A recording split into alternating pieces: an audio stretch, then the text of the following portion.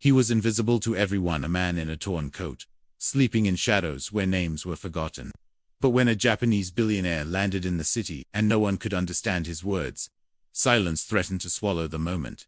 Then, out of the crowd, the homeless man stepped forward and spoke with perfect translation. Gasps filled the room, cameras froze, and history shifted in an instant. Who was he? How did he know the language no one else could speak? And why had he been silent until now? This is the story the world almost missed. The jet touched down with a low hum that reverberated across the tarmac. Its polished white body gleamed against the early morning light, the rising sun catching every curve of metal, as though the plane itself had been made to announce power. The engines slowed, the sound fading into the restless murmur of the crowd waiting behind the barricades.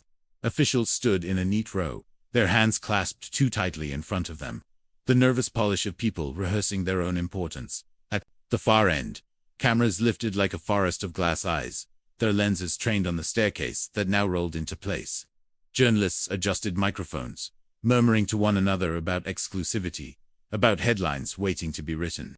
The city's mayor, stiff in a dark suit, cleared his throat more than once, though no one was listening to him. The air carried tension, a kind that seemed woven from both expectation and unease. Then the door opened. The billionaire stepped out slowly, his silhouette framed by the narrow rectangle of light. He did not hurry. His presence alone seemed to slow the air around him. He was tall, dressed in a sharply cut suit of deep navy, the kind that spoke of tailoring done by hands long familiar with wealth. His hair, dark but flecked with silver, was swept back neatly. There was no ostentation in him, no loud declaration.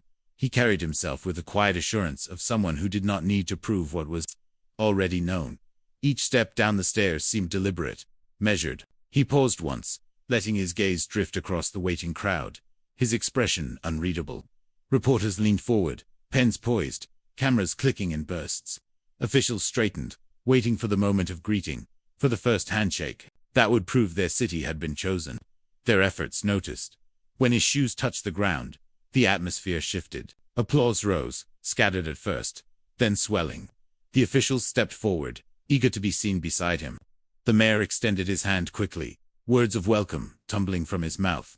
The billionaire accepted the gesture with a nod, his eyes calm, his movements restrained. Then he spoke. The words came smoothly, his voice low but clear. Japanese, spoken in tones precise and practiced, a language carrying centuries of rhythm. He addressed the crowd, as though they could hear him fully, as though his words would settle directly into their understanding. His expression was calm, but his eyes flicked briefly, searching for recognition. The response was silence. The mayor's smile faltered.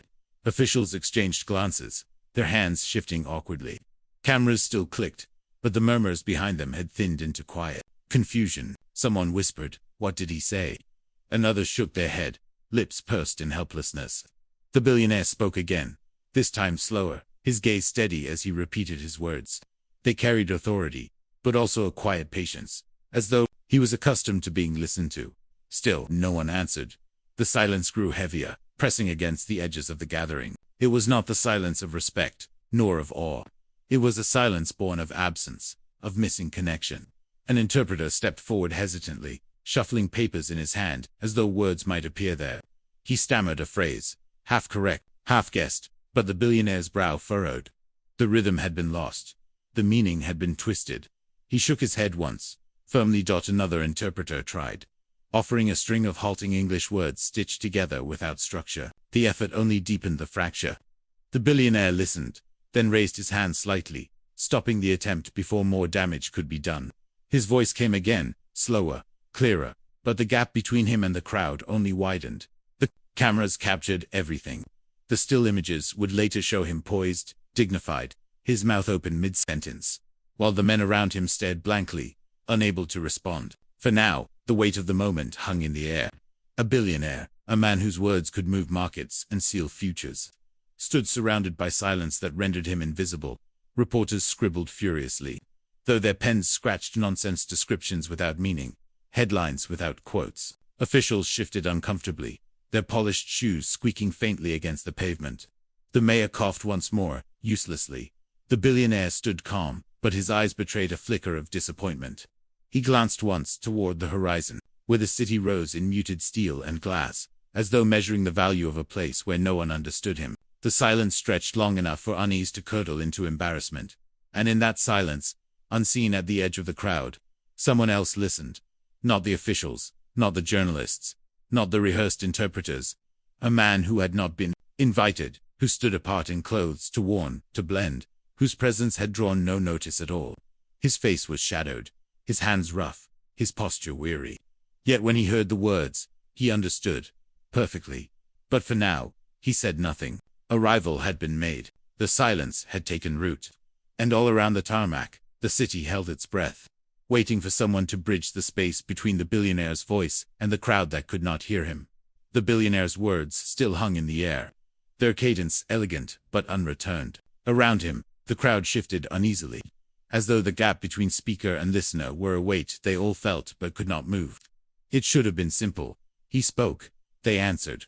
A welcome delivered, a partnership announced. Instead, the scene faltered, each attempt to respond unraveling into awkward fragments. The first interpreter, clutching a small leather notebook, tried again. He lifted his chin, cleared his throat, and spoke in English, but his voice wavered with uncertainty. He offered a translation that was neither precise nor complete, phrases, stitched together like a patchwork cloth, full of holes and wrong colors. The words made little sense, stripped of the nuance and tone that the billionaire had chosen so carefully. The billionaire's brow creased slightly. Not anger, not even visible frustration, but something subtler, tightening of his eyes. A small shift of his mouth. He listened patiently to the halting translation, then repeated himself in Japanese, slower, each syllable clear. His voice carried weight, authority softened by restraint, as though willing those around him to catch the meaning. The interpreter faltered again. He searched for words, glanced toward the mayor for reassurance, then fell silent altogether. His hands fidgeted against the notebook, as if the missing phrases might be scribbled inside. They were not. A second interpreter stepped forward, younger, sharper in dress, but no steadier in speech. She attempted to catch the rhythm, her mouth moving quickly, words tumbling out as though speed could replace accuracy. Yet her sentences bent oddly, meaning twisting, until what emerged sounded nothing like what had been intended. The officials looked even more confused than before. The billionaire raised his hand lightly, stopping her mid-sentence. The gesture was calm but firm, a reminder that mistranslation was worse than silence. His eyes swept the gathering, steady and searching. But no one met them with understanding. The mayor coughed again, stepping forward as though to fill the gap. His own words came rehearsed, the kind spoken at ribbon cuttings and ceremonial openings. "We are honored," he began loudly, smiling too wide, "to welcome you to our city. This is a day of partnership and progress." His voice rang with confidence, but his words had no anchor. They were not an answer to the speech given, only a performance to mask what could not be bridged. The billionaire inclined his head politely, but the pause that followed stretched thin. He had not been understood, not truly. What he offered had been reshaped into hollow echoes, and the crowd could feel the fracture even if they could not name it. Cameras captured everything. The images would later show the billionaire poised.com, a hand raised in mid-gesture, while the people beside him fumbled for words they did not have. The microphones, set carefully in a row, caught silence, punctuated by stammered attempts and misaligned phrases. What was meant to be a moment of triumph now swayed on the edge of embarrassment. Among the crowd, whispers spread. Reporters leaned close to one another, muttering about the lack of preparation, the absence of a skilled translator. A businessman in a crisp suit shook his head, muttering, "This is a disaster," while another scribbled notes furiously, already drafting tomorrow's headline. Still, the billionaire remained composed. His stillness was unnerving, a sharp contrast to the officials who shifted and fidgeted under the growing weight of silence. He did not scold. He did not retreat. He simply stood, waiting, his eyes cool, as though giving one last chance for someone to step forward with true understanding. But none came. The mismatch had widened. His words, fluent and precise, carried no bridge across the space between him and those who claimed to host him. Each attempt to meet him only twisted the meaning further, leaving him more alone in the crowd than he had been. Stepping off the jet at the edges of the terminal, unnoticed, the homeless man listened still, his posture slouched, his clothes marked with wear. He seemed a shadow among the polished shoes and pressed suits. Yet his eyes did not waver. Each word the billionaire spoke fell into him cleanly, perfectly, as though the language had never left his tongue. But no one looked to him. Not yet. The silence grew heavier. The billionaire waited, his words unanswered, his meaning lost. And in that waiting, the stage shifted unintentionally, quietly toward the one man in the room no one had thought to ask. The terminal was bright with polished light, yet the atmosphere carried an edge that no ceremony could soften. The billionaire's words had been spoken clearly, more than once, but they hung in the air without return. Around him, the crowd began to feel the weight of that absence. It was not only language that had been lost, but the sense of control that officials had worked so hard to stage. Reporters were the first to shift. Their pens hovered, scratching partial phrases, but their eyes betrayed unease.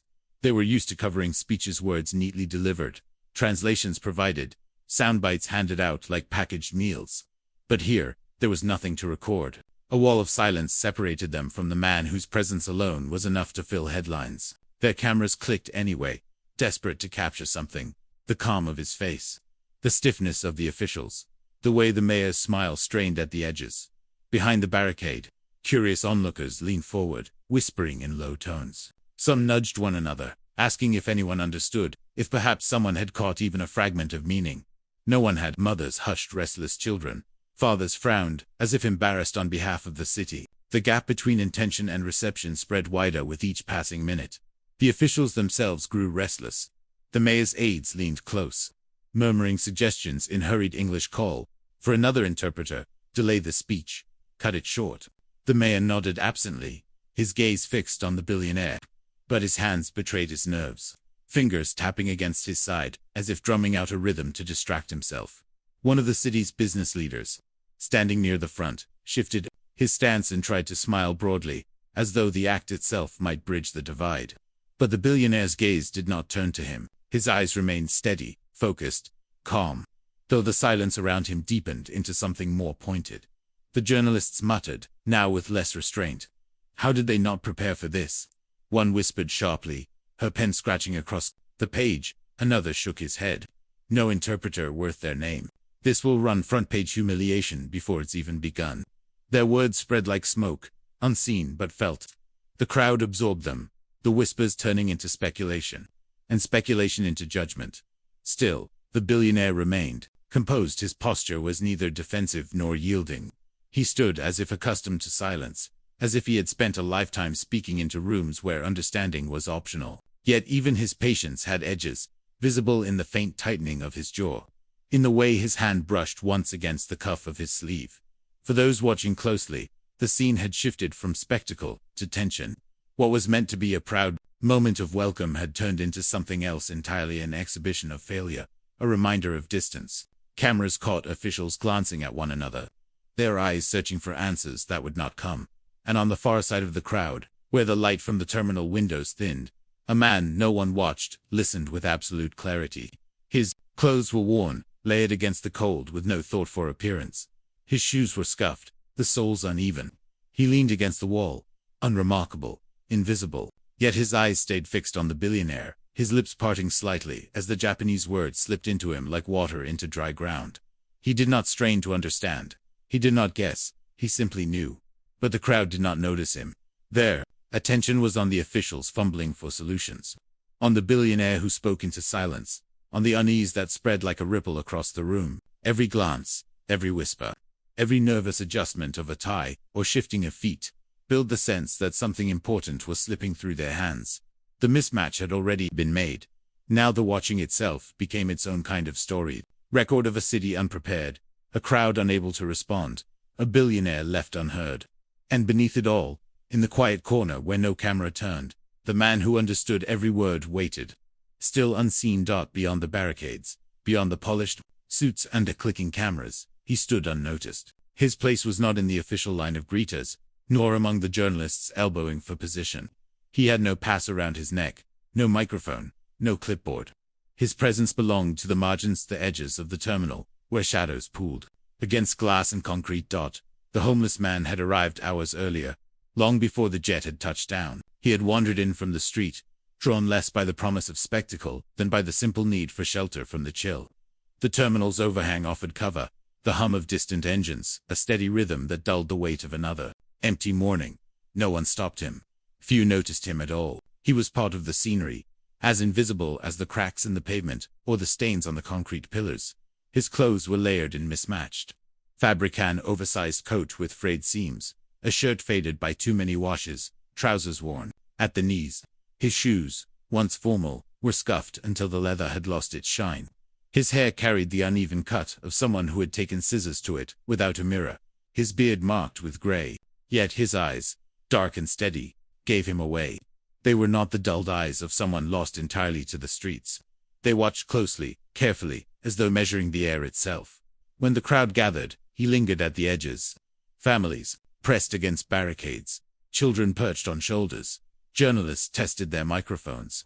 Officials rehearsed lines under their breath. He leaned back against a pillar, his hands tucked into his coat pockets, letting the noise wash over him.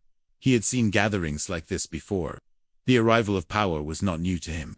Once, years ago, he had stood on the other side of such events, inside the circle, not beyond it. He remembered the weight of expectation, the careful choreography of greetings, the importance of words chosen well. That was a different life, one that no longer showed in his clothes or in the way people passed him by without a second glance, but it lingered in his memory. And it stirred again now as the jet appeared over the horizon. When the billionaire descended the staircase, the man straightened slightly, his back leaving the cold concrete. He watched every step, every deliberate pause. The details mattered. He noted the cut of the suit, the calm precision in the walk, the way the billionaire's gaze scanned the crowd before settling. He recognized it instantly. The presence of someone accustomed to carrying silence, and having it answered. Then came the words. Japanese, fluid and unbroken, spoken with clarity that carried even without amplification. The man's lips parted unconsciously. He had not heard that sound in years, not spoken so openly, not carried so deliberately. Yet it fell into him, as though no time had passed. He understood every syllable, every inflection. Around him, confusion spread. The crowd shifted, murmuring, their brows furrowed. Interpreters faltered. The mayor smiled too brightly, filling silence with platitudes that said nothing. But the man in the shadows heard perfectly. He did not need to translate it in his head, did not need to scramble for meaning. It arrived whole, precise, as though the billionaire had been speaking only to him. He remained still, his hands tightening inside his coat. The instinct to step forward flickered, but years of invisibility held him back. He was not supposed to speak here. He was not supposed to be seen.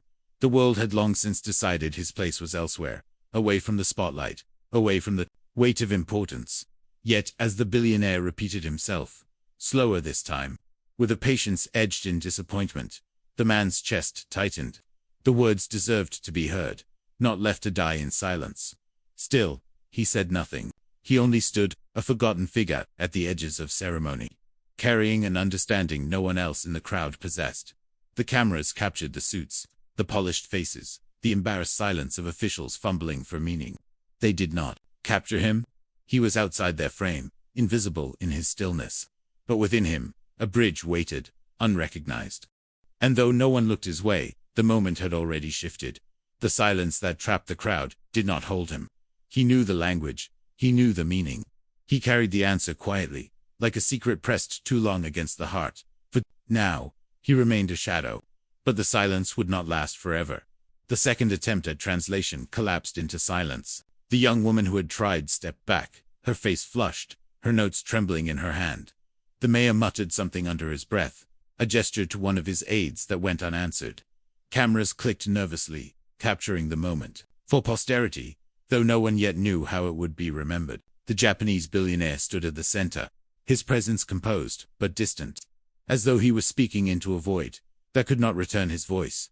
It was then that the first word came, not from the officials or the interpreters, not from the polished voices rehearsed for such occasions, but from the shadowed edge of the crowd. The sound was small at first, easily mistaken for background noise, but it carried a precision that cut through the haze of failed attempts. Yokukite kurimashita. The phrase floated above the restless murmurs, quiet but exact.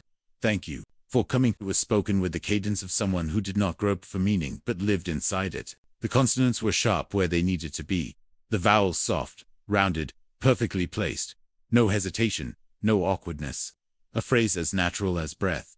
The crowd stilled. A ripple moved through the bodies pressed behind the barricades. Journalists turned sharply, their microphones lowering, their cameras swinging like searching eyes. Officials glanced around, startled, as if the word had broken a spell. At the center, the billionaire's head lifted. His eyes narrowed slightly, scanning the crowd, then softened as recognition dawned. For the first time since he had stepped off the plane, he smiled, not broadly, not with showmanship, but with quiet relief, as though he had been waiting for this single sound all along. The officials looked bewildered, their gaze darting from one another to the crowd. They searched for the source but found no polished face, no suited figure to claim the word. Instead, their eyes landed hesitantly, almost disbelievingly, and the man leaning against the concrete pillar at the far edge of the terminal. He had spoken again, his voice steady now, his tone deliberate. Another phrase, this time longer, carrying the billionaire's words back to the waiting crowd in perfect English. The sentences flowed with ease, no faltering, no broken rhythm. He had translated not just the language, but the intent, the respect, the weight, the dignity laced in every syllable. The silence that followed was heavier than applause. Reporters froze, pens still. The mayor blinked, caught between offense and relief. And the crowd, unable to reconcile the worn clothes, the weathered face, with the flawless bridge of language, simply stared. The billionaire turned fully toward the forgotten figure, nodding once in acknowledgement. His next words were directed not at the officials or the reporters but at him. A string of Japanese sentences, fluid and confident. The man answered in English without pause, each phrase precise, each inflection carrying the texture of lived fluency. Around them, the air shifted. The awkward spectacle of failure transformed into something else, something no one had expected. The words, carried cleanly across the divide, restored order to the moment. Though it was not the officials who had done it, it was the man in the shadows, the one no one had looked for, who now held the room's attention. The billionaire's smile deepened faintly, his eyes steady with recognition. He had found what he needed. The man who had been silent until now had stepped into the center without moving an inch. And for the first time that day, the language barrier was gone. The silence had broken, not with applause, not with ceremony, but with a single word, spoken perfectly by the one man no one had thought to ask. The word still lingered, hanging above the crowd like smoke that refused to fade. The homeless man's. The voice had carried so clearly, so perfectly, that for a breathless moment no one knew what to do. The applause that might have followed never came. The whispers that might have filled the air fell short of the tongue. Instead, silence swallowed everything. It was not the same silence that had plagued the officials minutes before, the silence of confusion, of failure, of strained performance. This silence was sharper, heavier, a stillness born from recognition. Everyone had heard it. Everyone had known instantly what it meant. A barrier had fallen, and yet, because of who had spoken, no one knew how to respond. The billionaire's eyes were fixed on the man in the shadows. His lips curved faintly, not in amusement but in quiet satisfaction. At last, someone had answered him. His posture eased, his shoulders lowering slightly, as though a burden had been lifted. He did not look at the officials or the interpreters. He did not acknowledge the mayor's nervous smile or the cameras waiting hungrily. He looked only at the one who had spoken, the one whose presence until now had been as invisible as the cracks in the floor. The crowd turned to their faces, pulling toward the edges of the terminal, where the man leaned against the pillar. His coat sagged on his shoulders, its seams frayed. His shoes carried the dull marks of years. His hair was uneven, his beard peppered with gray. Yet his eyes were sharp, his mouth steady, his voice still echoing in their ears. He had spoken flawlessly, more precise than any interpreter they could have hired, more natural than anyone they had expected. Still, no one moved. The officials glanced at one another in alarm. Their polished ceremony had been broken by someone who had not been invited, who should not have been there at all. One aide stepped forward, as though to usher the man away.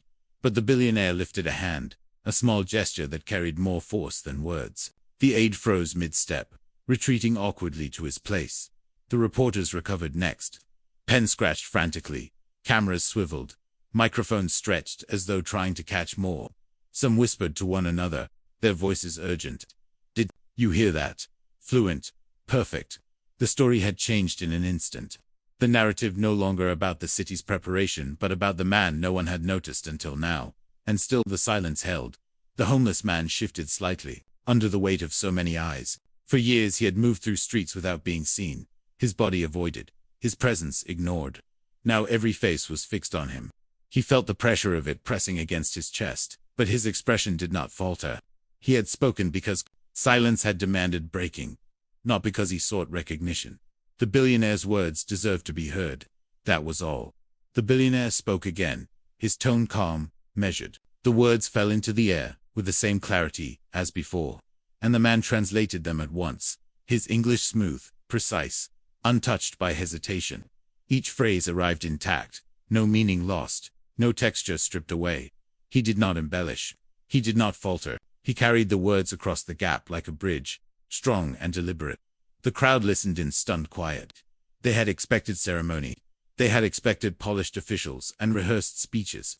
What they received instead was a moment raw and unplanned, born from necessity, delivered by a man they had not even wanted in the room. And in that moment, the silence after the first word became its own kind of recognition, not applause, not celebration, but acknowledgement, the heavy stillness of people, realizing that what they had dismissed was now the only thing that mattered. The billionaire inclined his head again, toward the man. A gesture subtle but unmistakable. Respect had been given, and though the crowd remained silent, they knew the truth. The scene had shifted. What had begun as failure was now being rewritten, and its center was no longer the officials or the reporters.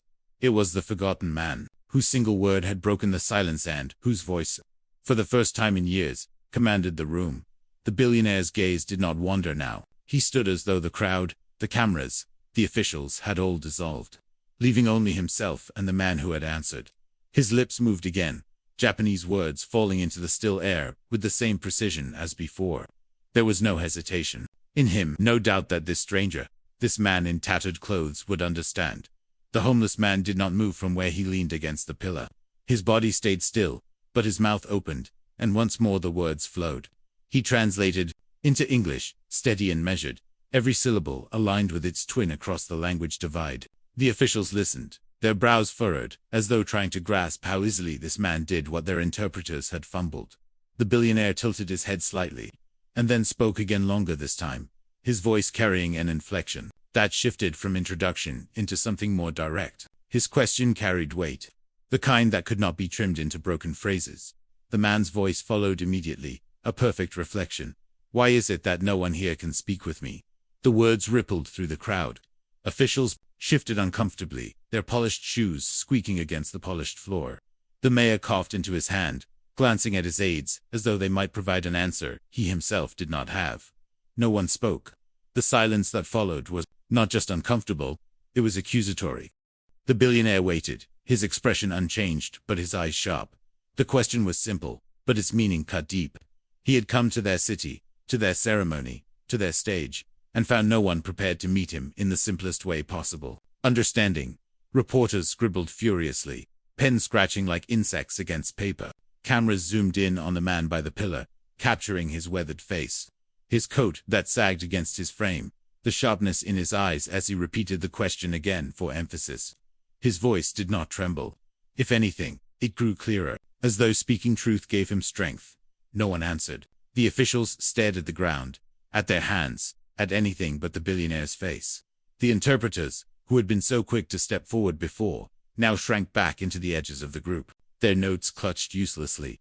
The billionaire spoke once more, shorter this time, his tone softer but no less direct. The man echoed him in English, steady and clear. Do you understand me now? It was not a question for the crowd. It was not even a question for the officials. It was directed at him, the man who had broken the silence. For a moment, the homeless man hesitated. His lips pressed together, his eyes lowering, as though the weight of being seen pressed too heavy. Years had passed since anyone had looked directly at him and asked anything at all, let alone in a way that carried such expectation. He drew in a breath, then answered, not by translating, not by hiding behind another's words, but in Japanese itself. Hai wa karimasu, yes. I understand. The billionaire's expression softened at once, his shoulders easing. He inclined his head in acknowledgement, the faintest smile touching his lips. Around them, the crowd seemed to exhale, as though they too had been holding their breath. The moment was no longer about spectacle, nor about failure. It was about recognition, quiet and undeniable. The man had answered the question directly, without translation, without disguise. He had shown that he was not simply echoing in others' words, but carrying them within himself. The officials shifted again, some staring openly at him now, with suspicion, others with curiosity. The mayor's eyes narrowed, his mouth tightening, into a line that betrayed unease. The crowd at the barricades leaned closer, their whispers beginning again, this time threaded with disbelief. But the billionaire said nothing more. He did not need to. His question had been answered not by the city, not by its leaders, but by the man who had once been invisible. And in the silence that followed, the truth settled heavy across the room. This was no accident. The homeless man had not stumbled into understanding. He carried the language fully, completely. And now, everyone else knew it. The billionaire did not look away. His eyes stayed locked on the man who had answered him. His expression calm, but alive with something the crowd could not mistake: recognition.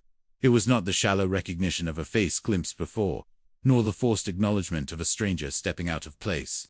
It was the recognition of ability, of belonging, of something rare found in the least expected corner. He stepped forward slightly, his polished shoes pressing against the tarmac with measured weight. The officials behind him fumbled to keep pace, their whispers rising in agitation. The mayor shifted, trying to reclaim control with a gesture that fell flat, his voice caught in his throat. The billionaire ignored them all. His focus remained on the man at the edge, the one still leaning against the concrete pillar, shoulders sagging beneath a frayed coat, yet standing taller in presence than anyone else in the room. A murmur rippled through the gathered crowd. Cameras shifted angles, reporters craned their necks, microphones strained toward the unexpected center. The man who had been invisible minutes ago now carried the weight of every eye. He did not flinch.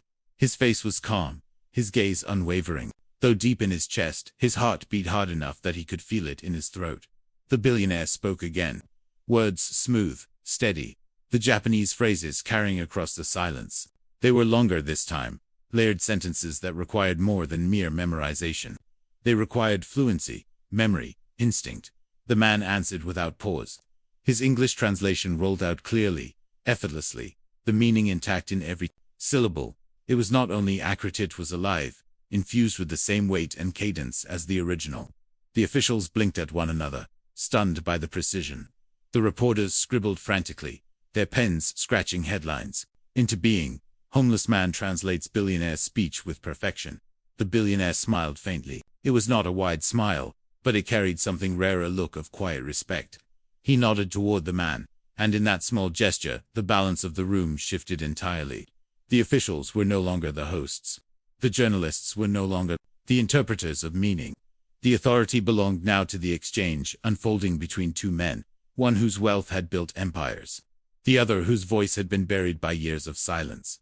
The mayor stepped forward at last, his hand rising, as if to interject, but the billionaire raised his hand lightly, halting him without effort. The mayor froze, caught in the weight of that dismissal. The message was unmistakable. Whatever ceremony had been planned no longer mattered. What mattered was here, in this unplanned recognition. The crowd's whispers grew louder, weaving through the terminal like a current. Some were incredulous, some skeptical, others awed. Who is he? One voice hissed. How does he know Japanese? Another muttered. Parents pulled children closer, not in fear but in confusion, uncertain how to explain what they were witnessing. The man who slept on sidewalks, who dug through bins, who had passed them unnoticed in daylight, now stood as the only bridge between them and the billionaire. They had worked so hard to welcome. The man himself felt the weight pressing harder. With each phrase he spoke, yet he did not falter. His voice, though low, was steady. His hands, though hidden in his coat pockets, trembled only slightly. For the first time in years, perhaps decades, he was not unseen. His words mattered, carried forward, received. And, as he translated, he felt something inside him stir, something long dormant. The faint hum of a self once known but buried beneath years of erasure. The billionaire's eyes softened. He gave a slow nod, deliberate, measured. It was a gesture not only of thanks but of acknowledgement. Recognition had been given. It was clear, unmistakable, and irreversible. And as the silence held once more, this time not of emptiness, but of respect, the crowd knew the scene had changed. The forgotten man at the pillar was forgotten no longer. The murmur that had begun at the back of the crowd spread quickly, like ripples moving outward across water. At first it was disbeliefs, more gasps, hurried whispers, eyes widening as they shifted from the billionaire to the man by the pillar. But as the weight of what had happened sank in, the air thickened with something else, a restless mixture of awe, suspicion, and unease. Reporters leaned forward, their pens scratching furiously across pads, the words barely keeping pace with their racing thoughts. Headlines wrote themselves in their minds, each one more dramatic than the last. Some shoved microphones in the direction of the forgotten man, though none dared call out to him yet. Their cameras, however, did not hesitate. Lenses swiveled sharply, zooming in to capture every detail: the frayed collar of his coat, the scuffed shoes, the lined face that had until now been invisible to them all. The officials reacted differently. They stiffened, their carefully rehearsed composure fraying at the edges. Aides exchanged quick looks, their whispers sharp and clipped. The mayor's jaw tightened, his forced smile slipping into something closer to a grimace. He had expected a ceremony smooth and controlled, every movement scripted, every phrase accounted for. Instead, the moment had been stolen, not by another official, not by a rival, but by a man who wasn't supposed to be there at all. His presence at the edge of the event had been tolerated only because he was deemed harmless, irrelevant. Now, he stood at the center of it. The crowd beyond the barricades stirred restlessly. Parents lifted children higher onto shoulders so they could see the man who had broken the silence. Strangers exchanged questions in hushed tones. Some faces were marked with admiration, astonishment that someone so overlooked could speak with such precision, such quiet authority. Others frowned in suspicion. How could a man who lived in shadows know a language so rare in their city? Where had he learned it? What had his life been before this? The billionaire remained calm in the middle of it all, his eyes steady, his mouth carrying the faint trace of a smile.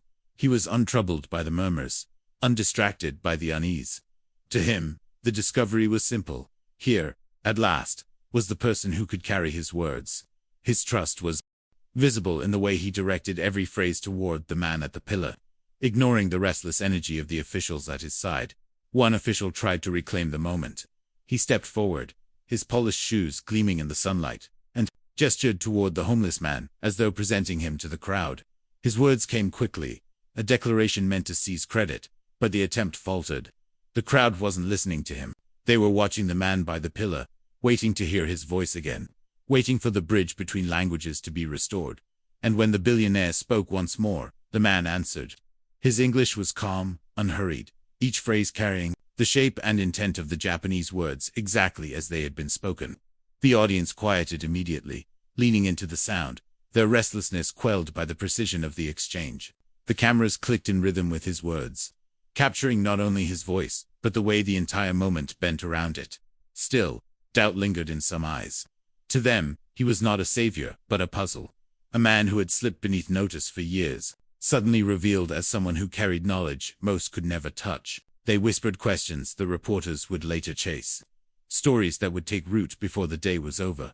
The man himself did not answer the crowd's curiosity.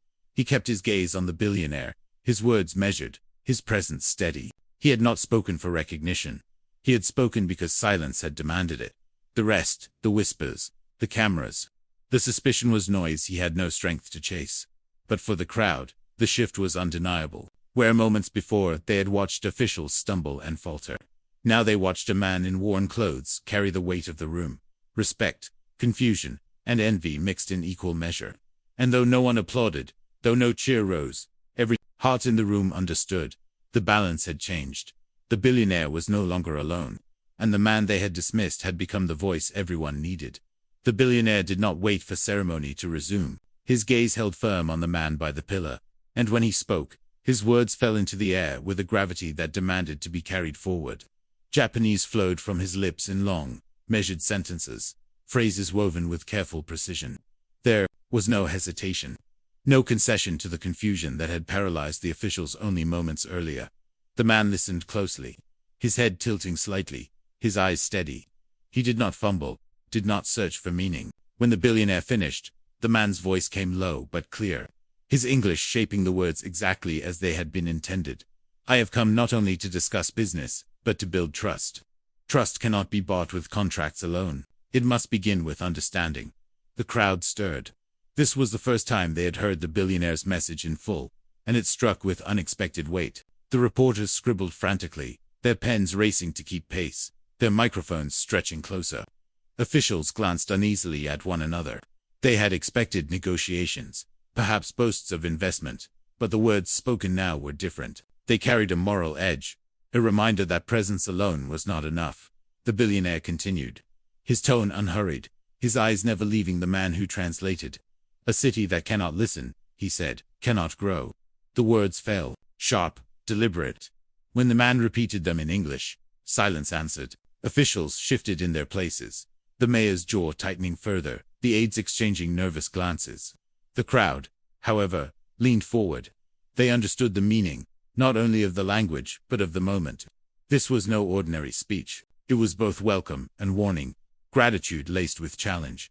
The billionaire's composure never wavered. He did not soften his tone for diplomacy's sake. He trusted his translator fully, and the man carried his words faithfully, his voice unshaken despite the weight of them. Every phrase landed with precision, and every silence that followed stretched longer than the last. The officials tried to recover. The mayor stepped forward again, his smile strained, and addressed the crowd in English. "We are honored, truly honored, by these words," he said, his voice louder than necessary. "We welcome our guest with open arms. This is a day of partnership." But his words felt hollow, rehearsed, flimsy, beside the weight of the billionaire's message. The reporters barely wrote them down. Their pens and cameras remained fixed on the man by the pillar, who had given voice to the message that mattered. The billionaire returned to speech, longer this time, his hands moving slightly, as if shaping meaning in the air. His words carried texture, the rhythm of a man used to being listened to. The cadence of thought turned into action, and again, the man translated, without pause. "I have seen cities rise and fall, not because of money, not because of strength, but because of how they treated those they thought unimportant. The measure of a place is not in its towers, but in its people." The crowd murmured again, softer this time, as though humbled. A phrase like that, spoken by a billionaire, echoed differently when translated by someone in worn shoes and a frayed coat. The image alone carried its own kind of poetry. The most powerful words of the richest man alive, delivered by the voice of someone who owned nothing. For the first time, the mayor did not interrupt. The officials stood still, watching, their faces tight with unease. They had lost control of the moment, and they knew it. The billionaire's words ended with a final sentence, short but pointed. The man translated with equal brevity. "We begin here." And in the silence that followed, the meaning was clear. This was no longer just a speech. It was the first exchange words carried across a divide by someone no one had expected, yet someone no one could now ignore. The moment had shifted entirely. The billionaire had spoken, the man had answered, and the city had heard. The bridge was built. And for the first time that day, the silence was not heavy. It was full. The billionaire's last words still echoed, carried cleanly across the divide by the voice of the man no one had invited. The crowd, subdued yet attentive, lingered on every phrase. But on the platform where the officials stood, silence had a different weight. It was not reverence they felt. It was unease. The mayor's fingers tapped nervously against his side, the rhythm betraying the storm behind his forced smile. This was supposed to have been his moment. A polished stage for the city's pride. He had imagined the cameras capturing his confident handshake, the headlines carrying his name alongside the billionaires. Instead, the spotlight had shifted without warning to a man in a frayed coat, who had not even been meant to stand inside. The barricades. The aides whispered among themselves, their voices low but urgent. "We can't let this continue," one muttered, his eyes darting toward the cameras. "It makes us look unprepared." Another shook his head. Worse than unprepared, humiliated. Their words, though hushed, carried the tension of men scrambling to reclaim something already lost. The interpreters lingered at the back, their notebooks clutched like shields. They avoided eye contact, embarrassed by their failure, yet relieved. The attention had shifted away from them. Still, the humiliation clung to them, and more than one feared what headlines would say the next morning. "City's translators fail. Homeless man saves the day." The mayor's jaw tightened. He leaned toward one of his aides, whispering sharply, "Find out who he is." Now, the aide nodded and slipped quickly into the crowd, his gaze fixed on the man by the pillar, who remained steady, unmoved by the flurry of unease building against him. The billionaire, oblivious to or perhaps entirely uninterested in the official's discomfort, continued speaking calmly in Japanese. Each phrase fell into the air with deliberate weight, and each time, The man translated without pause. His voice was calm, precise, and unshaken. It was not only language he carried, but authority. With every word, the officials grew smaller, their rehearsed roles dissolving as the billionaire's trust shifted entirely to the man they had overlooked. Reporters saw it immediately. Their pens raced. Their cameras zoomed. The story was no longer about a mayor welcoming a foreign dignitary. It was about the fracture in the stage itself. Power slipping through official hands into the grasp of someone no one had considered important. Some journalists whispered gleefully to each other, "This is front page. Forget the contracts. Forget the ceremony. This is the story." The mayor forced a laugh, loud and hollow, as if to remind the cameras he was still there. He gestured broadly toward the billionaire, muttering platitudes in English about partnership and friendship. But the crowd barely responded. Their eyes were fixed elsewhere.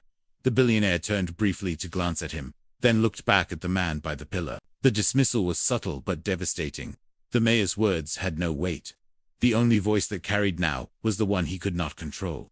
And that, more than the billionaire's speech, unsettled the officials most. For years they had held the power to decide who spoke and who remained silent, who belonged on the platform and who did not. But now, in full view of the public, that balance had shifted. A man with nothing had become indispensable. The billionaire had recognized it. Instantly, the crowd had recognized it too. Only the officials resisted, clinging desperately to a control already gone. The mayor's aide returned quietly, slipping to his side. He leaned in, whispering something that made the mayor's eyes widen and his mouth thin into a sharp line. Whatever he had learned about the man by the pillar had unsettled him further. But for now, the mayor said nothing. He could not afford to draw more attention to the one presence already commanding too much of it, so he stood stiffly. His smile strained, while the billionaire and the homeless man continued their exchange. The officials remained uneasy, trapped, in silence, their polished roles crumbling beneath the weight of a truth they could no longer ignore. The stage no longer belonged to them. It belonged to the two men, one of immense wealth, the other with nothing but words. And the uneasy officials could only watch as their ceremonies slipped out of their hands. The officials tried to mask their unease, but the reporters felt none of the same restraint. For them, the scene unfolding was not a disaster to be hidden, but a story too rare to ignore. Their cameras clicked relentlessly, lenses trained not on the polished officials, but on the man by the pillar. Every crease of his coat, every line on his weathered face, every movement of his lips as he translated, was captured in sharp detail. At first, the questions came in whispers. Who is he? Does anyone know his name? How does a man like that speak flawless Japanese?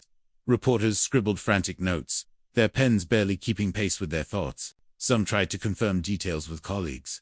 Had anyone seen him before? Had anyone heard rumors of a homeless man fluent in languages most of the city's elite could not touch? No one had.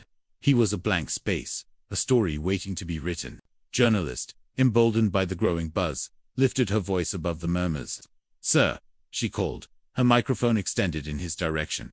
"How do you know Japanese?" The crowd hushed at once, waiting for his response. But the man did not answer. He kept his eyes fixed on the billionaire, his body still against the pillar, his voice reserved only for the task of translation.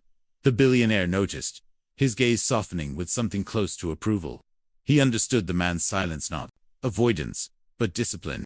He was not here for spectacle, not here to explain himself to those who had ignored him for years. His loyalty, in that moment, was to the words being spoken and nothing else. The reporters, however, were relentless. They edged closer, elbows brushing, cameras pushing forward. Another voice rose. "What's your name?" Still, no answer.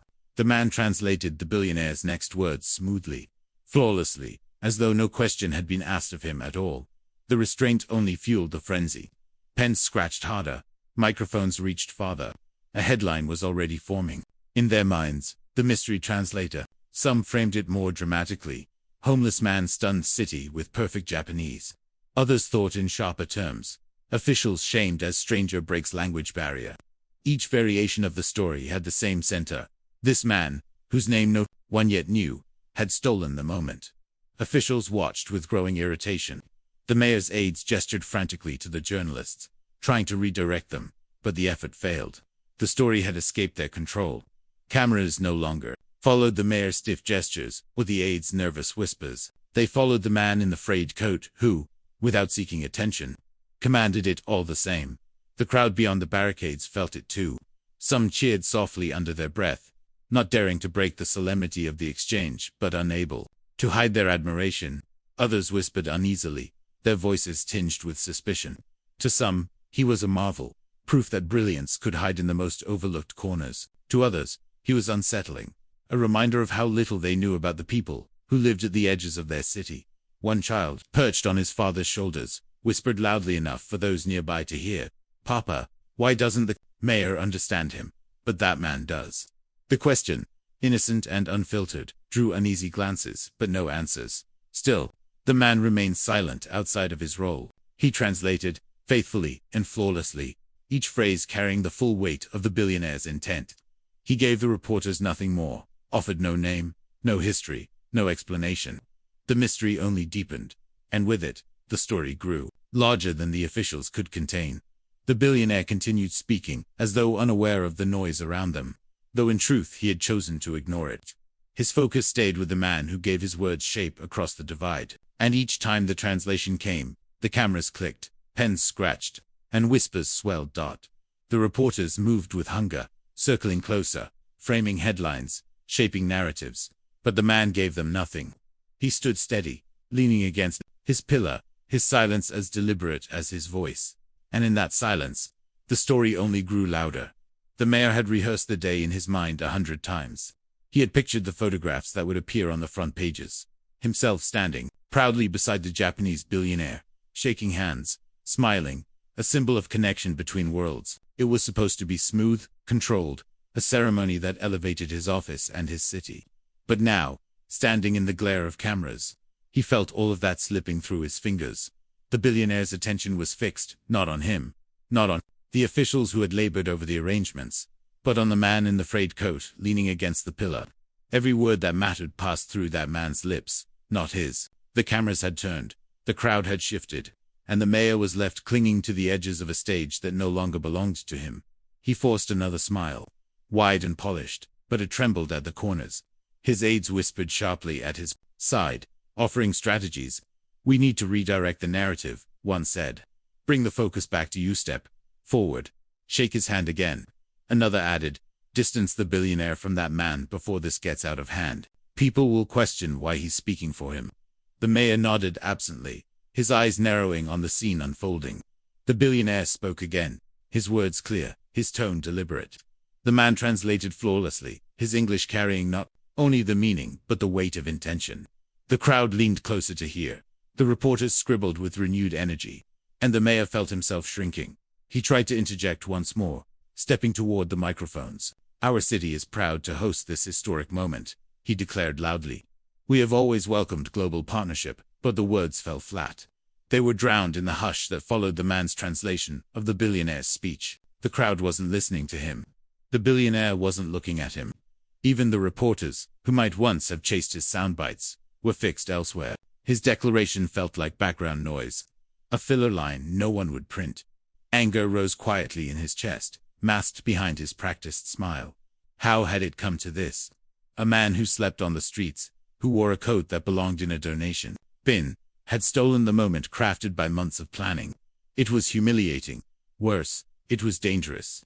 If the story reached the press unchecked, the mayor would be remembered not as the dignitary who welcomed the billionaire, but as the official who had been upstaged by someone who didn't even belong inside the terminal. He turned sharply to one of his aides. "Find out who he is," he ordered again, his voice low but sharp. "Where he came from, how he knows Japanese, everything." Now the aide nodded and slipped away, but the mayor knew it would take time. Time he didn't have. The cameras were already rolling, the headlines already forming. The billionaire gave another nod to the man, his expression calm, his respect visible. The mayor's jaw clenched. He wanted to step forward, to reclaim the spotlight, but he knew it would backfire. If he tried to push the man aside, the crowd would notice. If he dismissed him, the reporters would sharpen their pens further. So, he stood there, hands clasped tightly behind his back. A smile stretched thin across his face, while inside his chest, the dilemma churned. To acknowledge the man was to admit his own failure. To ignore him was to risk being erased from the story entirely. The billionaire spoke again, his voice smooth, the words flowing like a river. The man translated faithfully, his voice steady, his presence undeniable. The crowd leaned into every phrase, the reporters recorded every line, and the mayor stiff silent. Uneasy realized the truth he could not yet say aloud. This moment no longer belonged to him. It never would again. The mayor's aides had not returned with answers, but their absence only deepened the tension. The scene continued to unfold with the same rhythm. The billionaire spoke in Japanese. The man by the pillar translated into English, and the crowd leaned forward to receive every word. It should have been simple, but in the hushed corners of the terminal, whispers had begun to coil, spreading like smoke in still air. "Who is he?" a woman in the front row murmured to her husband. "He looks like he hasn't had a home in years. Then how does he speak like that?" The man answered, his eyes fixed on the figure in the frayed coat. The question lingered. It wasn't only curiosity, it was doubt. People had seen the man on street corners, passed him by without thought, avoided his gaze when he lingered near store entrances. Now he was speaking words no one else in the room could grasp, words that held the ear of a billionaire. The contradiction unsettled them. Reporters fed on the doubt quickly. While their cameras continued to capture every word, their pens began to shape sharper questions. Where did he come from? Why had no one known of him until now? A few even whispered darker suspicions. What if he isn't who he seems? What if this is staged? In a world where image was everything, suspicion bred fast. The billionaire, however, appeared untouched by the murmurs. His trust was clear, his focus undivided. Each time he spoke, his words carried directly to the man, and each time they returned, in perfect English, the meaning whole, the cadence preserved. There was no doubt in him. But the crowd was different. Some stared with admiration, their eyes wide with awe. Others leaned back, their brows furrowed, their whispers tinged with unease. The homeless man had broken silence. Yes, but now that the silence was gone, questions filled the space it left behind. The mayor noticed the shift and seized on it. He leaned toward the cluster of reporters nearest the platform, his voice pitched low but urgent. "We don't know who he is. Be careful, don't assume." His words were bait, and the journalists took it readily. The whisper of doubt grew sharper, spreading from lip to lip, notebook to notebook. Meanwhile, the man by the pillar stood steady, though he felt the weight of the stairs pressing harder now. He had known the moment would not last in silence. Words drew attention, and attention invited suspicion. He translated still, faithfully, his voice low but firm, but he could sense the shift around him. Where once there had been relief, now there was scrutiny. A child's voice pierced the hush unexpectedly. "Mama, is he a spy?" The innocence of the question drew scattered laughter, but it carried the unease more plainly than the adults dared. The mother hushed the child quickly, her face red. But the whisper echoed in the minds of those already doubtful. The billionaire paused briefly between phrases, his eyes narrowing slightly as though sensing the undercurrent. His gaze swept the room, then returned to the man. He spoke again, and the man translated with the same clarity as before. "Judge me by my words, not by my silence." The crowd fell still once more. Some took the line as intended, a statement of trust, a call to listen.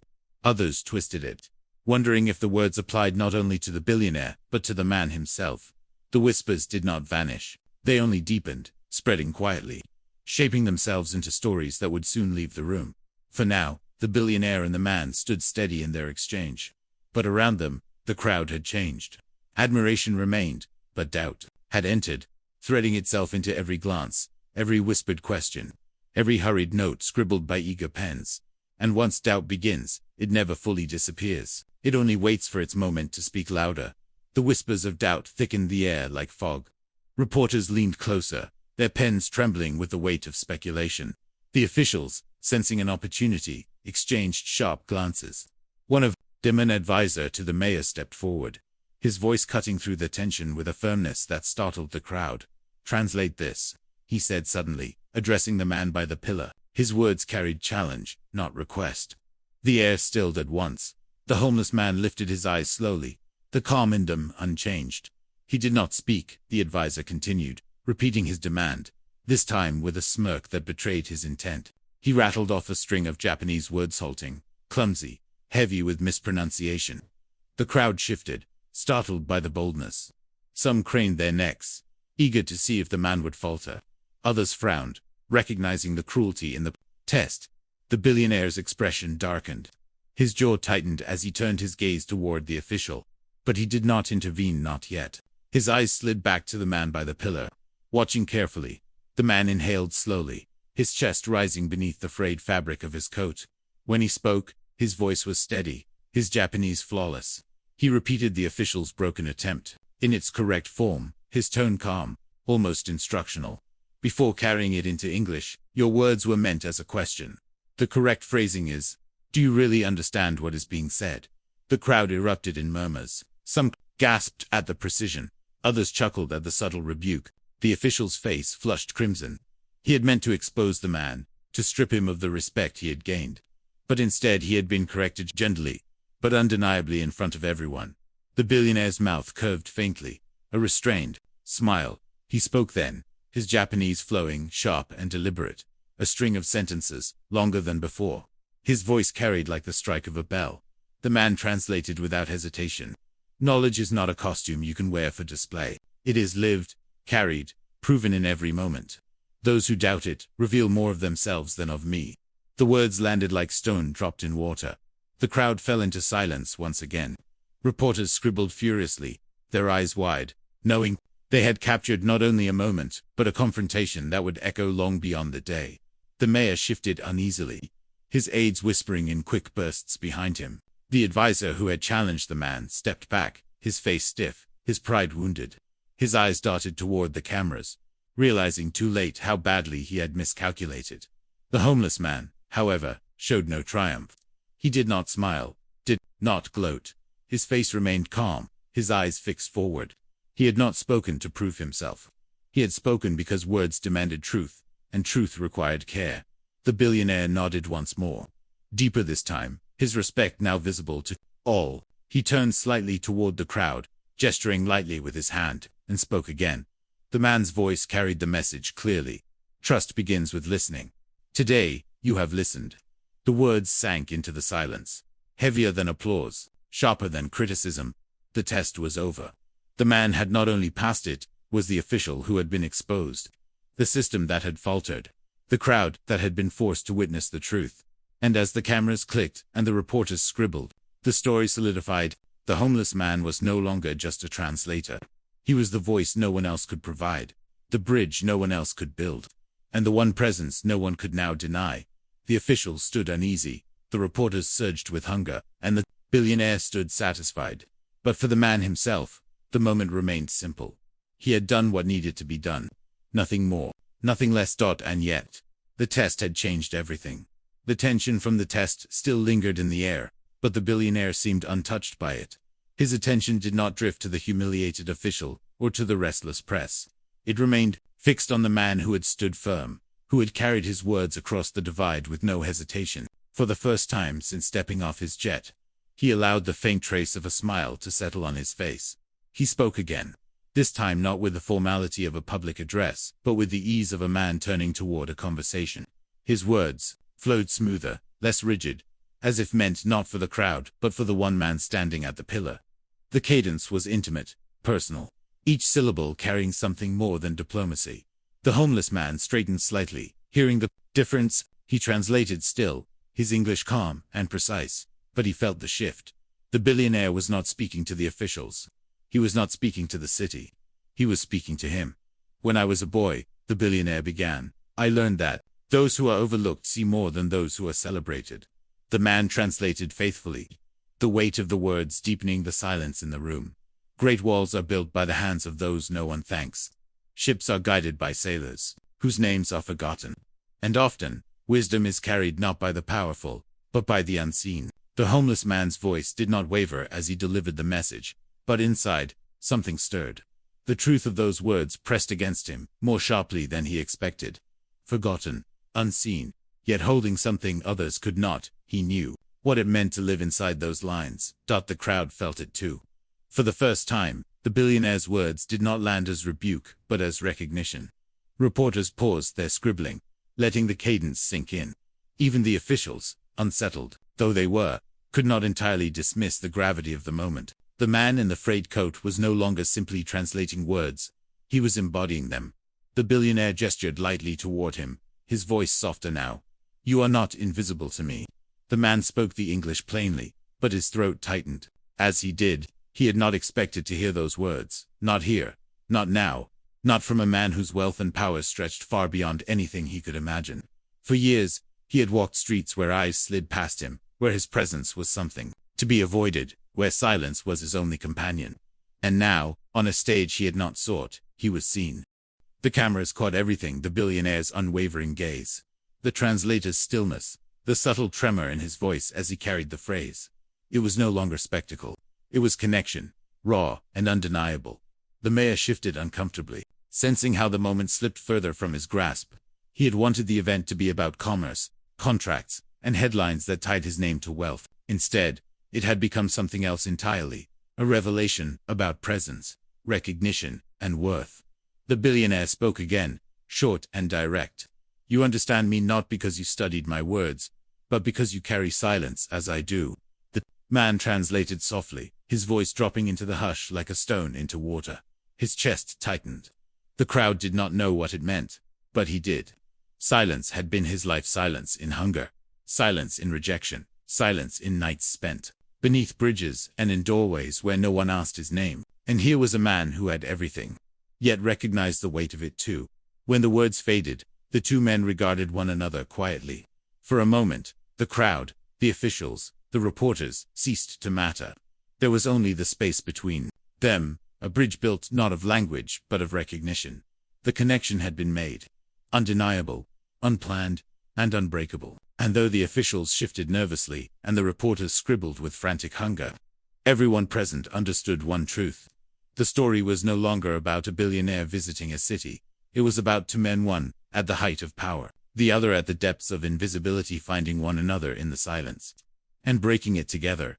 The crowd had seen the exchange shift. It was no longer a ceremony, but something more personal, more unsettling in its intimacy. The billionaire and the homeless man spoke as though no one else existed, as if the room, the cameras, the restless officials had all dissolved. For the reporters, it was a goldmine. For the officials, a disaster. For the crowd, a mystery that demanded an answer. And so the question came not from an aide or a journalist this time, but from a voice at the barricade. A woman in her 30s, her voice trembling slightly, but loud enough to carry, "What's his name?" The words cut through the silence. They were simple, almost innocent, but they carried weight. Every head turned toward the man in the frayed coat. Reporters leaned forward, pens poised. The officials stiffened, realizing how dangerous that single answer could be. The man did not respond immediately, his eyes lowered, his hand brushing faintly against the seam of his coat. For years, his name had been a ghost, something muttered only when forced, forgotten quickly by those who heard it. On the streets, names were currency no one spent. You became hey you, or worse, you became nothing at all. To speak his name now, in front of cameras, in front of the billionaire, was to invite a kind of exposure he had not known in decades. The billionaire, however, turned his gaze toward him and spoke a phrase in Japanese. His voice low but clear. The man translated softly, his own words heavier than before. He asks, "What is your name?" The crowd waited. The air thickened. Even the officials seemed to lean closer despite themselves. The man inhaled slowly, steadying his voice. "My name is..." He paused, the syllables caught in his throat. He had not said it aloud to strangers in years. It felt foreign and familiar all at once. Finally, he let it fall. "Kenji." The sound of it settled into the room. No flourish, no explanation, just the plain truth. Reporters scribbled it immediately, circling the letters, underlining them twice. Kenji. Cameras zoomed in closer, their lenses capturing the stillness in his face. The billionaire repeated the name softly, almost reverently, the Japanese syllables fitting easily in his mouth. He inclined his head in acknowledgement, and for the first time, the man's name felt less like a memory and more like recognition. The crowd murmured, "Kenji." They whispered to one another, testing it, giving life to a word that had been buried in silence. For some, it was a revelation. For others, it was fuel for the doubt already stirring. Kenji. A name foreign and familiar all at once. A name with no story yet attached. The officials seized on it quickly. One aide leaned to the mayor and whispered, "We'll find him now. With a name, we can dig past records, anything. We'll know who he really is." The mayor nodded sharply, his smile returning though it did not reach his eyes.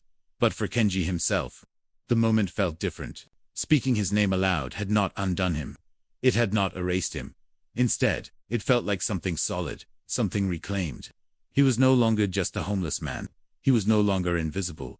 The billionaire gave another slight nod, and, in Japanese, he spoke again, his words slow and deliberate. Kenji's voice followed, quiet but unshaken. He says, "Today your name has been spoken, and it will not be forgotten." The crowd fell silent again, the words hanging heavier than any headline. And for Kenji, standing against the pillar, his heart still racing, the truth settled in. The silence that had erased him for so long had been broken not only by his voice, but by the return of his name. The name had been spoken, and once spoken, it could not be taken back. Kenji. It spread quickly across the terminal, repeated in whispers, scribbled into notebooks, recorded by cameras. A single word, small and sharp, but it shifted the air like the striking of a bell. Reporters wasted no time. Even as the billionaire continued speaking, some had already slipped away from the press line, phones in hand, searching archives, scanning old articles, pulling at threads. If a man named Kenji had lived in this city once, they would find him. And if his story had been hidden in silence, they would drag it into light. The mayor's aides moved faster still. With the name came possibility records, documents, a trail. To be followed. Kenji what? One whispered harshly. We need the rest. Dig through shelters, hospitals, schools. Someone will know. The mayor's jaw tightened, his eyes sharp, already imagining how the revelation could be bent. A name was power, and power, if controlled, could bury the humiliation of this day. But Kenji himself felt no such calculation. For him, the sound of his name lingered in his chest, heavier than the stairs pressing against him. He had avoided it for years, not because he had forgotten, but because it had been too painful to claim. To hear it spoken now by strangers, to hear it repeated by the billionaire himself, was like uncovering something long buried. It was recognition, yes, but also exposure. The billionaire must have sensed the shift. He spoke again in Japanese, his tone measured, his gaze steady on Kenji, as though anchoring him. Kenji translated faithfully, though his voice caught slightly on the first phrase. A name is not only a mark of identity. It is a memory carried forward. To say it aloud is to remember you belong. The crowd murmured again, hushed, thoughtful. Some nodded, their admiration deepening. Others glanced at one another uneasily, as if the billionaire's words carried more challenge than comfort. Meanwhile, in the back rows, a man muttered under his breath, Kenji, I've heard that name before. His neighbor leaned closer, curiosity sharpening where, but the man shook his head, not sure. Somewhere, years ago. Such fragments spread quickly, growing heavier with speculation. Reporters overheard, their pens twitching, their curiosity sharpening further. Who was Kenji before he became a figure in shadows? The officials, too, whispered among themselves. One aide leaned to the mayor. What if this isn't a blessing? What if his past ruins him? We can use it. The mayor said nothing, his expression unreadable, though his silence spoke louder than words. Kenji remained still, his hands deep in his coat pockets, his gaze fixed on the billionaire. But beneath the calm, memories stood and wanted, uninvited. He remembered classrooms where his name had been called, roll taken by teachers who barely glanced up. He remembered documents signed long ago, jobs once held, doors that had closed on him, one by one. He remembered the night he had stopped using it, when silence had seemed safer than identity. And now, the past was awake again, stirred not by choice, but by circumstance. The billionaire's words pressed onward, unshaken by the ripples in the room. His trust in Kenji did not falter. With every phrase, he gave him ground to stand on, a role that could not be taken away by whispers. But outside that exchange, the stir had begun. Reporters scribbled harder, officials planned sharper, whispers spread faster. The name was no longer just a sound, it was a question, an invitation, a doorway into a past that others would rush to uncover. And as Kenji repeated the billionaire's words, his voice steady, despite the tremor beneath, he understood something he had not wanted to face. Silence had protected him, but now that silence was gone. The past, long buried, was stirring. And it would not be quiet again. The event at the terminal continued, but the focus had shifted entirely. The billionaire spoke with calm certainty. Kenji translated with quiet steadiness, and the crowd leaned into every word. Yet, beneath that surface, something else had begun to churn, a restless pursuit that no speech could quiet. The reporters had found their hook, and the officials had found their weapon. Kenji's name, once forgotten, now moved like a spark through dry grass. In corners of the press line, phones lit up as journalists typed furiously, contacting editors, digging through archives. Calls went out to city offices, to shelter administrators, to police stations. "Kenji," they said into their receivers. "Find me a record. A photo. Anything." They knew the first headline would carry weight, not only in this city but beyond.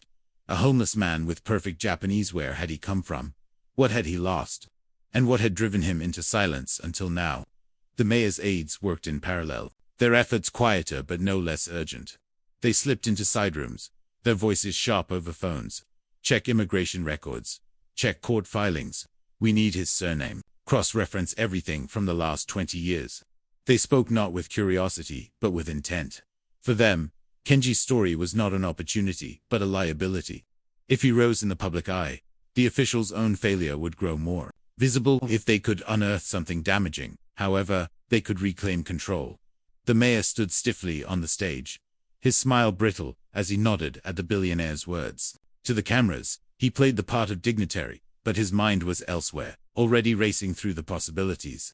A scandal could bury this embarrassment. A record of crime, addiction, or failure could turn the crowd's admiration into suspicion again. Meanwhile, the whispers among the ordinary crowd deepened. "Kenji," they murmured to one another. Some spoke with reverence, others with doubt.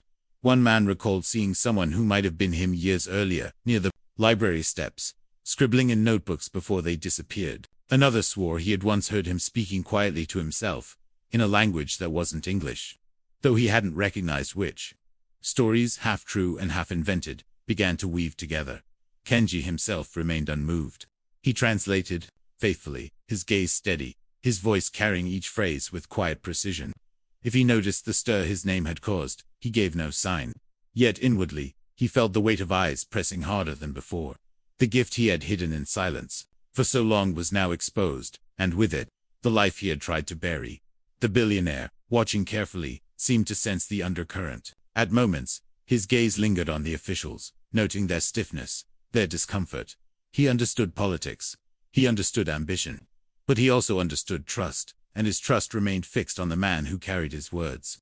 Whatever storm the name had unleashed, he did not allow it to touch the exchange between them. The reporters, however, were relentless. One whispered fiercely into her phone, "I've got a lead. A Kenji who studied at the university years ago. Language program. Japanese." Her eyes lit up as she scribbled the details. Another typed rapidly, "Possible arrest record petty theft, 2 decades back. Cross-checking now." The threads were multiplying, each one pulling Kenji's past closer to the surface. The officials waited, their patience edged with hunger. When the records came, they would use them. If they revealed talent, they would twist it into failure. If they revealed failure, they would amplify it until it drowned the present moment entirely. On the stage, the speeches wound down, but in the shadows, the search had already begun. Kenji's name had been spoken, and now it was no longer his alone. It belonged to the city, to the press, to the officials eager to use it. The quiet life he had lived at the edge of notice was ending. The past was on its way, and it would arrive loudly. It did not take long. By the time the speeches wound down, and the crowd began to shift, the first fragments of Kenji's past had already reached the reporters' phones. Screens lit up with messages, notifications, files pulled from quiet archives. His name had been scattered in official records like seeds, forgotten by most, but now gathered quickly by those who knew where to look. One journalist, her eyes wide, leaned into her microphone to her editor, confirmed Kenji Nakamura, studied linguistics at the university early 1990s, specialized in East Asian languages. Brilliant, apparently. Professors described him as gifted. She paused, then added quietly, but dropped out. No degree. Vanished from the program entirely. Another reporter, scanning a different file, muttered to himself. Employment records. Translation agency, only for a few years. Then nothing. His pen scratched across his notepad. Disappeared. No trace for nearly 2 decades, until now. The officials received their own updates in quick bursts, from aides rushing to the mayor's side. He had promise, one whispered, but he fell. Arrested once petty theft. Nothing serious, but on record. Spent time in shelters. Mental health flagged. He slipped through every system. The mayor's jaw tightened as he processed it, already imagining how it could be spun. The information spread through the press line like fire. Heads bent together, notes exchanged, sentences sharpened into storylines.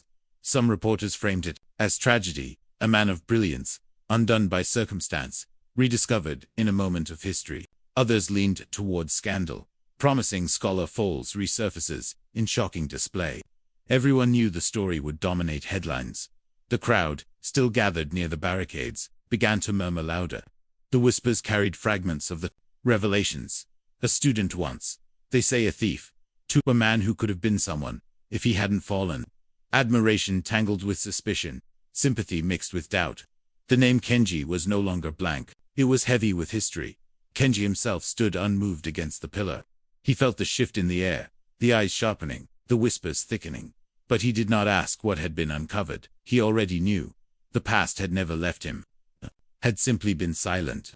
Now, dragged into light, it returned with the same ache it had carried all along. The billionaire noticed who. He leaned slightly toward Kenji, speaking in Japanese with a voice lower, almost private. Kenji translated, though his tone softened, as if the words were meant more for him than for the crowd. A man is not measured by the fall, but by the return. The phrase rippled outward. Some reporters paused, their pens hovering mid-air. Others scribbled it down at once, knowing it would frame their stories differently. The officials frowned, irritated that the billionaire had undercut the narrative they hoped to build. The mayor stepped forward again, forcing a smile. "We honor resilience," he declared loudly, seizing on the phrase. "Our city has always stood by those who struggle, those who rise again." His voice rang hollow, but the cameras swung toward him briefly. He saw his chance to weave himself back into the story, but it slipped quickly as the billionaire turned away. His attention returning to Kenji, the billionaire spoke once more, his words sharp and deliberate. Kenji's voice carried them across the silence. "Today is not about power, it is about listening. And the one who listened is the one who was ignored the longest." The crowd fell quiet again. Whatever the past had revealed, whatever doubts had been sown, the present moment outweighed them. The man in the frayed coat had not only spoken, but been seen. Not only translated, but defined the exchange itself. The revelation of his name, his history, his fall, could not erase what had already happened here.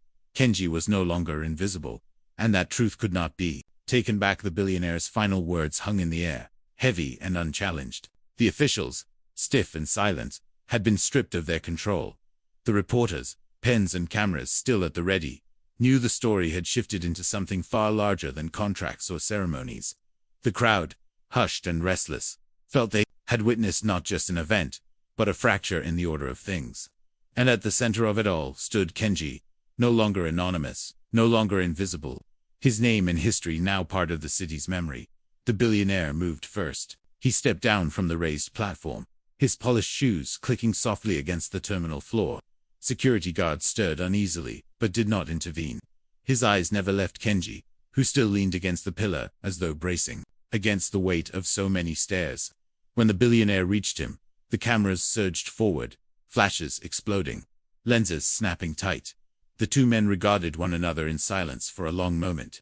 The billionaire, immaculate in his tailored suit, and Kenji, in his weathered coat and frayed shoes, stood side by side. To anyone watching, the contrast was startling: wealth and ruin, power and obscurity. Yet the gulf between them seemed to close with each second of silence. Finally, the billionaire extended his hand. It was not theatrical, not exaggerated. It was simple, deliberate, and undeniable. Kenji hesitated. His hands had not been taken in greeting for years. On the streets, they were passed over, avoided, sometimes recoiled from. To accept now meant stepping into a place he had never expected to stand again. His fingers twitched faintly, then steadied. Slowly, he raised his hand and placed it into the billionaire's. The cameras erupted in a frenzy. Reporters shouted, questions, voices tumbling over one another. "What does this mean? Are you hiring him? Who is Kenji to you?" None of the questions were answered. The billionaire simply nodded, his hand clasping Kenji's firmly, as though the gesture itself was enough. The crowd reacted in waves. Some clapped softly, unsure if they should. Others gasped, the image searing itself into memory. The officials exchanged frantic glances, realizing the moment would overshadow every word they had planned, every effort to reclaim control. The billionaire spoke again, this time not to the crowd, not to the officials, but directly to Kenji in Japanese. Kenji's voice followed, steady and calm. He says, "From this moment, you will not stand alone." The silence that followed was absolute. No one dared move. No one dared speak over it. The words, carried in Kenji's voice, felt larger than the space they occupied. The mayor forced himself to step forward.